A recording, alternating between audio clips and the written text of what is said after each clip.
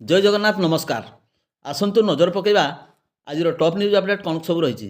କିନ୍ତୁ ତା ପୂର୍ବରୁ ଆପଣମାନଙ୍କୁ ଗୋଟିଏ ଅନୁରୋଧ, ଭିଡ଼ିଓଟିକୁ ସମ୍ପୂର୍ଣ୍ଣ ଦେଖି ସୁଚିନ୍ତିତ ମତାମତ ଦିଅନ୍ତୁ। ଯେଉଁମାନେ ଚ୍ୟାନେଲକୁ ପ୍ରଥମ କରି ଆସିଛନ୍ତି ସବସ୍କ୍ରାଇବ୍ କରନ୍ତୁ ଏବଂ ଆସୁଥିବା ବେଲ୍ ଆଇକନ୍କୁ ପ୍ରେସ୍ କରନ୍ତୁ, ଯାହାଫଳରେ ପ୍ରତ୍ୟେକ ନୂତନ ଭିଡ଼ିଓର ନୋଟିଫିକେସନ୍ ଆପଣ ସର୍ବପ୍ରଥମେ ପାଇପାରିବେ। ତେବେ ଆସନ୍ତୁ ନଜର ପକାଇବା ଆଜିର ପ୍ରମୁଖ ଖବରଗୁଡ଼ିକ ଉପରେ। ଆଜିର ପ୍ରଥମ ଖବର, ବେତନଟୀ ବ୍ଲକ ଅଧୀନ ସନ୍ତରା ପଞ୍ଚାୟତର ଜାମ୍ପଦା ଗ୍ରାମର ଜୈନିକ ଯୁବକ ପୋଖରୀକୁ ଗାଧୋଇବାକୁ ଯାଇ ବୁଡ଼ି ମୃତ୍ୟୁବରଣ କରିଥିବା ଜଣାପଡ଼ିଛି। ଘଟଣାରୁ ପ୍ରକାଶ, ଜାମ୍ପଦା ଗ୍ରାମର ସୁରେନ୍ଦ୍ର ମାରାଣ୍ଡିର ପୁଅ ବୁଧିଆ ମାରାଣ୍ଡି ବୟସ 39 ବର୍ଷ ଦିନ ଦ୍ୱିପ୍ରହରରେ ଘର ପାଖ ପୋଖରୀକୁ ଗାଧୋଇବାକୁ ଯାଇ ଆଉ ଫେରିନଥିଲେ। ପରିବାର ଏବଂ ପଡ଼ୋଶୀ ଲୋକେ ଖୋଜାଖୋଜି କରି ପାଇନଥିଲେ। ପୋଖରୀରେ ଖୋଜାଖୋଜି କରିବା ପରେ ବୁଧିଆର ମରଶରୀରକୁ ପାଇ ପ୍ରାୟ ଅପରାହ୍ନ 5ଟା ସମୟରେ ବୈଶିଙ୍ଗା ଡାକ୍ତରଖାନାକୁ ଆଣିଥିଲେ। ସେଠାରେ ଡାକ୍ତର ତାଙ୍କୁ ମୃତ ଘୋଷଣା କରିଥିଲେ। ଖବର ପାଇ ବୈଶିଙ୍ଗା ପୁଲିସ ଘଟଣାସ୍ଥଳରେ ପହଞ୍ଚି ଶବ ଜବତ କରି ଏକ ଅପମୃତ୍ୟୁ ମାମଲା ରୁଜୁ କରି ତଦନ୍ତ ଜାରି ରଖିଛି। ପରବର୍ତ୍ତୀ ଖବର, ମୟୂରଭଞ୍ଜ ଜିଲ୍ଲା ଜନଗହଳିପୂର୍ଣ୍ଣ ବିଶୋଇ ବଜାର ସନ୍ନିକଟ ଏକ ମେଡିସିନ ଦୋକାନ ନିକଟରୁ ମହିଳାଙ୍କ ବେକରୁ 2 ଜଣ ଦୁର୍ବୃତ୍ତ ଚେନ୍ ଟାଣି ନେଇଯାଇଥିବା ଘଟଣା ଅଞ୍ଚଳରେ ଚାଞ୍ଚଲ୍ୟ ସୃଷ୍ଟି କରିଛି। ଘଟଣାରୁ ପ୍ରକାଶ, ବିଶୋଇ ସନ୍ନିକଟ ହରିପ୍ରିୟା ମେଡିସିନ ସମ୍ମୁଖରେ ଅପରାହ୍ନ ପ୍ରାୟ 4ଟା ସମୟରେ ଅବସରପ୍ରାପ୍ତ ଫାର୍ମାସିଷ୍ଟ ଦୟାନିଧି ବେହେରାଙ୍କ ସହଧର୍ମିଣୀ ହରପ୍ରିୟା ବେହେରା ଔଷଧ ଦୋକାନ ସାମ୍ନାରେ ବସିଥିଲେ। ସେଠାକୁ 2 ଜଣ ଅପରିଚିତ ଲୋକ ବାଇକରେ ଆସି ସେଠାରେ ଫୋନ୍ପେର ସୁବିଧା ଅଛି କି ନାହିଁ ପଚାରିଥିଲେ।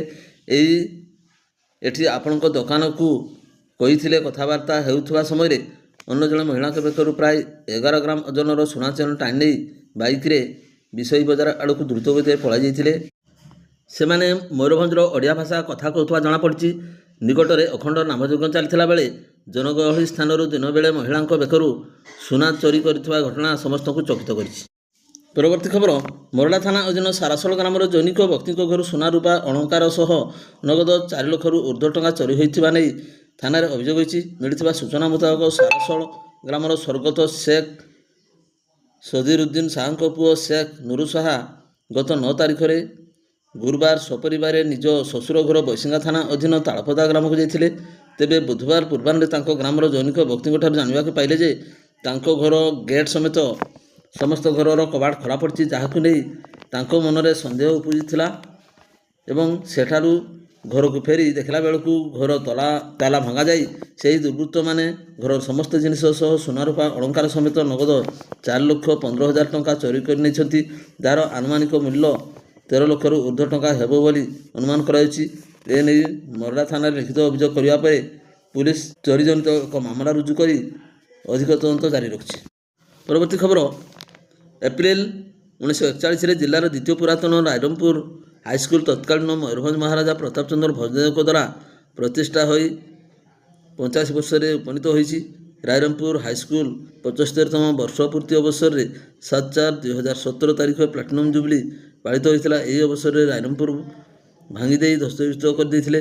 ଏଥିସହିତ ଛାତ୍ର ସଂଘ କାର୍ଯ୍ୟାଳୟର ଗୃହ ସଂଲଗ୍ନ 1990 ମସିହାରେ ନିର୍ମିତ ହୋଇ ତତ୍କାଳୀନ ରାଜା ଶିକ୍ଷା ମନ୍ତ୍ରୀ ଜ୍ୟୋତିଷ ପ୍ରସାଦ ମାଝୀଙ୍କ ଦ୍ୱାରା ଉଦ୍ଘାଟିତ ହୋଇଥିଲା। ହାଇସ୍କୁଲ ହାୟର ସେକେଣ୍ଡାରୀ ବିଜ୍ଞାନଗାରକୁ କୋଠା ସମେତ 6ଠ ଓ 7ମ ଶ୍ରେଣୀର 4ଟି ମଜବୁତ ଐତିହ୍ୟ ଶ୍ରେଣୀ କୋଠା ଘରକୁ ଏବଂ ତରବରିଆ ପରବର୍ତ୍ତୀ ଭାବେ ଜେସିପି ଦ୍ୱାରା ଭଙ୍ଗାଯାଇ ଧ୍ୱସ୍ତବିଧ୍ୱସ୍ତ କରି ଦିଆଯାଇଥିଲା। ପରବର୍ତ୍ତୀ ଖବର, ମୟୂରଭଞ୍ଜ ଜିଲ୍ଲା ମରଡ଼ା ଥାନା ଅଧୀନ ଚିତ୍ରଡ଼ା ଫାଣ୍ଡିରୁ ପ୍ରାୟ 200 ମିଟର ଦୂରରେ ଥିବା ଶିର୍ଷାପାଳ ଛକ ନିକଟରୁ IIC ବ୍ୟାଙ୍କ ପାଖ ସୁଧାଂଶୁ ସାହୁଙ୍କ ଘରୁ ମଙ୍ଗଳବାର ରାତିରେ ଚୋରି ହୋଇଥିଲା। ଚୋରି କରିବା ପୂର୍ବରୁ ଚୋରମାନେ ପାଖ ଘରେ ରହୁଥିବା ସାନଭାଇ ଘରର ମୁଖ୍ୟ ଦରଜା ବାହାର ପଟୁ ବନ୍ଦ କରିଦେଇଥିଲେ। ଅଭିଯୋଗ ମୁତାବକ ଉତ୍ତର ମୁଖ୍ୟ ଦ୍ୱାର ସମେତ ଅନ୍ୟ 3 ଦ୍ୱାର ତାଲା ଭାଙ୍ଗାଯାଇ ଚୋରି ହୋଇଛି। ଘର ଭିତରେ ଥିବା ମୁଖ୍ୟ କୋଠରୀରୁ 50ରୁ 60 ହଜାର ଟଙ୍କା ସୁନା ଚୋରି ହୋଇଥିବା ନେଇ ଅନୁମାନ କରାଯାଉଛି।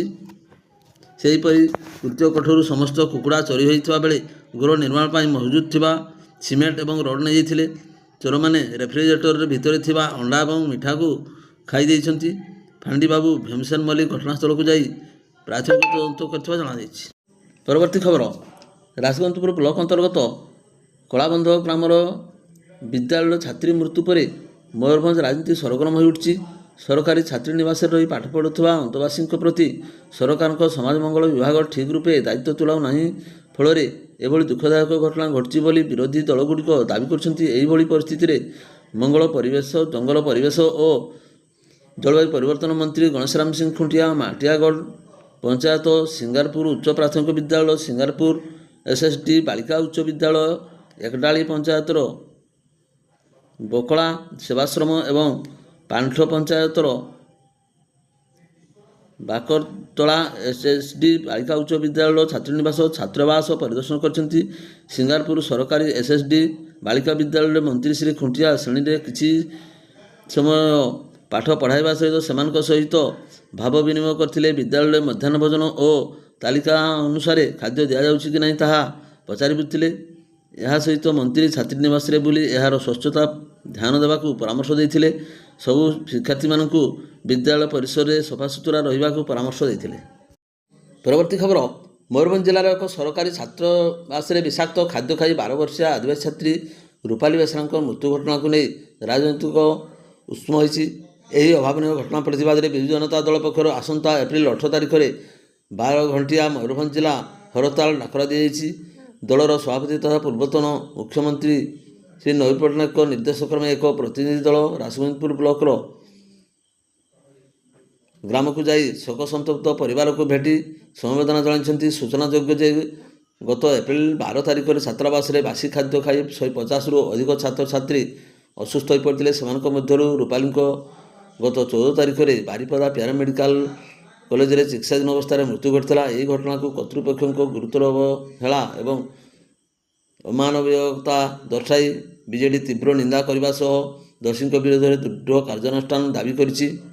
ପରବର୍ତ୍ତୀ ଖବର, ମୟୂରଭଞ୍ଜ ଜିଲ୍ଲା ଠାକୁରମୁଣ୍ଡାରେ ଥିବା ମା ବାସୁଳୀଙ୍କ ପୀଠରେ ପଣା ସଂକ୍ରାନ୍ତି ଅବସରରେ ପ୍ରସିଦ୍ଧ ଉଡ଼ା ପର୍ବ ଅନୁଷ୍ଠିତ ହୋଇଛି। ଏହା ଓଡ଼ିଶା ପ୍ରସିଦ୍ଧ ଉଡ଼ା ପର୍ବ। ଚଳିତ ବର୍ଷ 51 ଜଣ ଭକ୍ତ ଅଂଶଗ୍ରହଣ କରି ପିଠିରେ କଣ୍ଟା ଫଡ଼ି ଉଡ଼ା ଖୁଣ୍ଟ ଉପରେ ଝୁଲି ବୁଲିଥିଲେ। ଏହି ଉଡ଼ା ପର୍ବ ଦେଖିବାକୁ ମୟୂରଭଞ୍ଜ, କେନ୍ଦୁଝର ଜିଲ୍ଲା ତଥା ପଡ଼ୋଶୀ ରାଜ୍ୟରୁ 50,000ରୁ ଉର୍ଦ୍ଧ୍ୱ ଲୋକଙ୍କର ସମାଗମ ହୋଇଥିଲା। ଚଳିତ ବର୍ଷ ଉଡ଼ା ପର୍ବ ନିମନ୍ତେ ପଣା ସଂକ୍ରାନ୍ତି 11 ଦିନ ପୂର୍ବରୁ ମାନସିକ ପୂରଣ କରିଥିବା ଲୋକଙ୍କ ଦ୍ୱାରା ମାଙ୍କ ପୀଠରେ ଭକ୍ତା ଦେଇଥିଲେ। ମା ବାସୁଳୀଙ୍କ ପ୍ରିୟ ଭୋଗ ଭକ୍ତାମାନେ ଘଟ ଆଣି ସାରିବା ପରେ ଗାଁ ଗାଁ ବୁଲି ପଣା ପିଇଥାନ୍ତି। ଏହାପରେ ପଣା ସଂକ୍ରାନ୍ତିରେ ପୂର୍ବଦିନ ସନ୍ଧ୍ୟାରେ ଜାଗର ଯାତ୍ରା ମନ୍ଦିର ପ୍ରାଙ୍ଗଣରେ ଅନୁଷ୍ଠିତ ହୋଇଥାଏ।